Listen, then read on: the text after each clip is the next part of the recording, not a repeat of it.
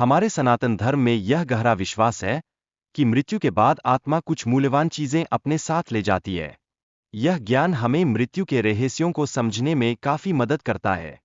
पर क्या आपने कभी सोचा है कि वो चीजें क्या है? श्री कृष्ण ने गरुड़ जी को बताया कि इच्छाएं आत्मा के साथ जाती है। ये इच्छाएं नए जन्म के लिए प्रेरित करती है और व्यक्ति को नए शरीर की ओर खींचती है। क्या आप महसूस करते हैं कि आपकी इच्छाएं भी आपको आगे बढ़ाने में मदद करती है? श्री कृष्ण की यह बात सुनकर गरुड़ जी की जिज्ञासा और भी बढ़ गई। यह समझते हुए उन्होंने इच्छाओं की गहराई में जाने का निर्णय लिया। इच्छाएं जीवन के दौरान व्यक्ति के अनुभवों का महत्वपूर्ण हिस्सा होती है। क्या आपने कभी सोचा है कि आपके अनुभव आपकी इच्छाओं को कैसे आकार देते हैं?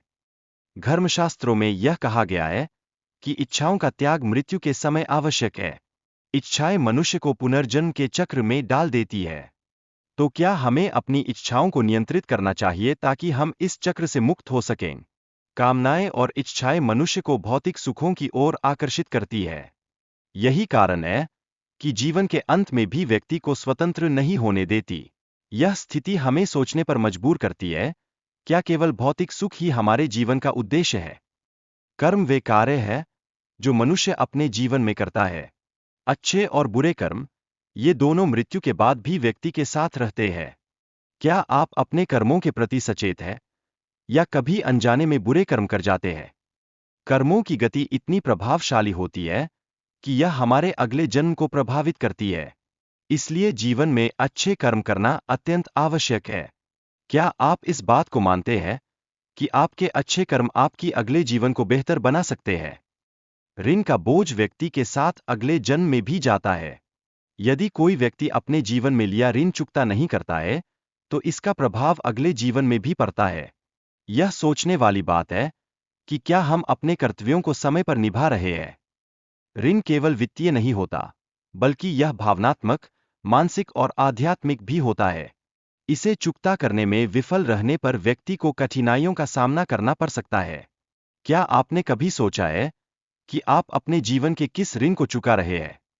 भगवान श्री कृष्ण के अनुसार, भक्ति वह प्रेम है जो व्यक्ति अपने ईश्वर के प्रति प्रस्तुत करता है।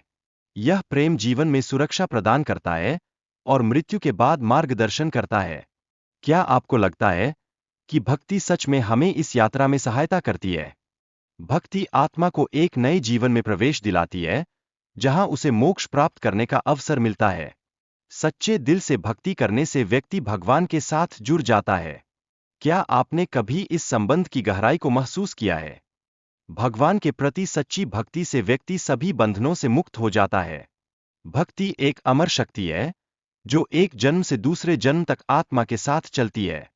यह विचार हमें सोचने के लिए प्रेरित करता है कि क्या हम अपनी भक्ति को सही दिशा में लगा रहे हैं।